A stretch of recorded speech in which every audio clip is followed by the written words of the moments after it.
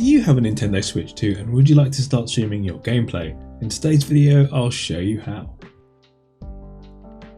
How's it going, you wonderful people? It's Jay, and in today's video I'm going to be showing you how to use OBS and your capture card to start streaming. If you're looking for a gameplay recording video, I've got a separate video for that in the pinned comment below. Let's get started. So for this video I'm going to be using the ELGATO 4K-X, which allows you to capture gameplay footage up to 4K. It's simple, easy to use, and plug and play. Other capture cards of course are available, and the steps will be pretty much similar to today's video. So to connect your capture card, make sure your Switch or Switch 2 is in the dock, and please note this method is not compatible with the Switch Lite. Then connect your HDMI cable from the dock to the input HDMI socket in your capture card. Then connect your USB cable from the capture card to your PC or laptop. Make sure that you connect your card to a USB 3 port or USB-C depending on your card and setup. USB 3 are often but not always blue, and they usually have a little SS symbol next to them. If your card has an output HDMI socket, you can optionally connect your HDMI cable from the capture card to your TV or your second screen to watch your gameplay. I always recommend doing this because it can be a little input delay when watching your game directly on your computer. If you don't have a capture card with an HDMI output, you can use an optional HDMI splitter with mirror mode to connect to your TV or your second screen. You can find a full video on this in the pinned comment below. Now that you've connected your capture card, you'll need to download a free program called OBS. A link to the download is in the pinned comment below. Download and install the version that you need, Windows, Mac or Linux. Once installed, when you open OBS, you should get something that looks a little bit like this. In OBS you have sources, so sources are things like your capture card, microphone and webcam. You also have scenes. These are a collection of sources, so maybe your intro, your outro, be right back scene. You've also got an audio mixer, so you can adjust the volume of your different audio sources. And finally, controls, where you can start and stop streaming by just clicking a button. Now before adding your capture card, we'll need to adjust a few settings. So click on File, Settings, and then Video. This is where we'll define the size of our window. If you are recording in 4K, change this to 3840 by 2160. If you're recording in 1080p, just leave this as 1920 by 1080. For portrait videos like TikTok, Instagram Reels, or YouTube Shorts, type 1080 by 1920. And for output or scaled resolution, this is the resolution of your recording or your stream. For Twitch, you'd want to set this to something like 1920 by 1080. For YouTube, you can go a little bit higher, but it is still recommended that you set it at 1920 by 1080. And finally, you need to set the FPS value. By default, it's 30, but I'd recommend pushing this up to 60 if your games support it. Next, go to the output settings and then change the output mode at the top to advanced. Then click on streaming, and under video encoder select either NVENC H.264 or X.264. If you don't have H.264, then just go for X.264 instead.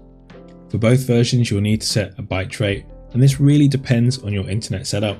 Twitch recommends setting this to 6000. I would recommend starting with something like 5000 or even 4000, and if your internet can handle it, increase it up to 6000. Check out the pinned comment below for links to Twitch and YouTube's guidelines. The other settings will differ slightly depending on whether this video encoder is H.264 or X.264, but we'll go through the H.264 ones first. So for rate control, select constant bitrate. For keyframe interval, set this to 2 seconds. For preset, select P5 or P6. Try different ones out depending on your setup. Tuning should remain as high quality. And for multipass mode, I would start with full resolution, but if you are having issues with your stream, drop this down to quarter resolution instead. Profile, leave this set to high. Leave look ahead ticked, but if you are having issues, untick look ahead. Leave adaptive quantization as ticked, and B-frames, set this as 2. For X.264, the recommended settings are leaving rate control set to CBR, keyframe interval set to 2 seconds. For CPU usage, set this to very fast, but if your PC can handle it, you could set it to fast or faster. Profile, leave this as high. Tune, leave blank.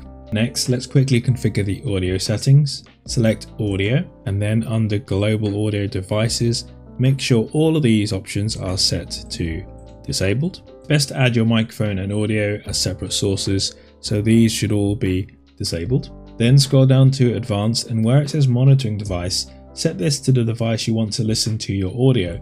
This could be your headphones or it could be your speakers. So I'm just going to set it to my speakers. Now let's add your capture card. Click on the plus button under sources and then video capture device. Name it whatever you like, then hit OK. Then under device, select your card.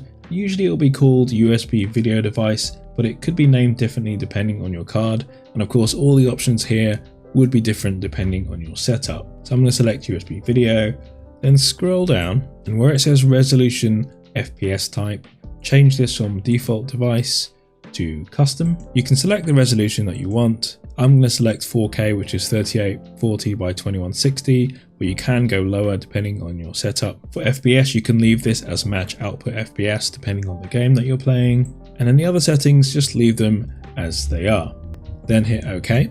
If you then switch on your console, you should see the gameplay on your screen. If not, here are some quick possible fixes.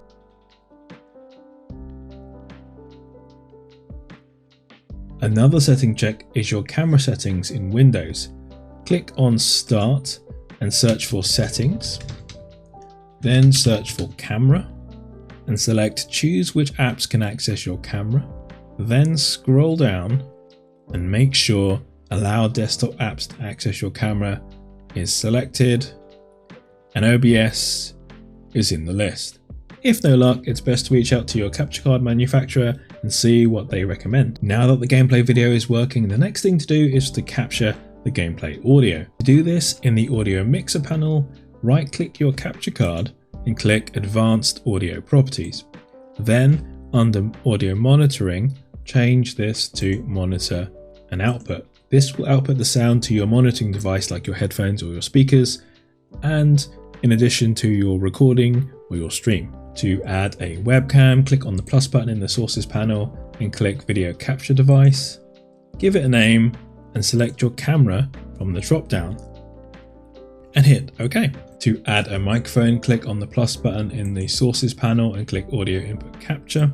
Give it a name, select your microphone from the list, hit OK, and you should see the colored bars move in OBS. To add a screen share, for example, if you want to share a browser window or maybe a PC game, click on the plus button in the sources panel and click either Display Capture or Window Capture or Game Capture, depending on what you want to share. One thing you'd also want to do is adjust different audio volumes. To do this, go into the audio mixer and then just drag the different volume levels. You probably need to test this a good few times to make sure the balance is just right. And to start streaming, you'll need to connect your OBS to a platform.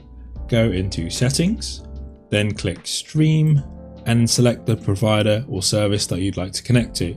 In this example, I'm just going to select Twitch and then click Connect Account. Connect. Once connected, it should look something a little bit like this. Hit OK and you should be ready to start streaming. One bonus feature is being able to see your chat directly in OBS. To add the chat panel, click on Docs and then Chat. And if you're connected to Twitch, you should see your chat window. I'm just going to drag this to one side like this.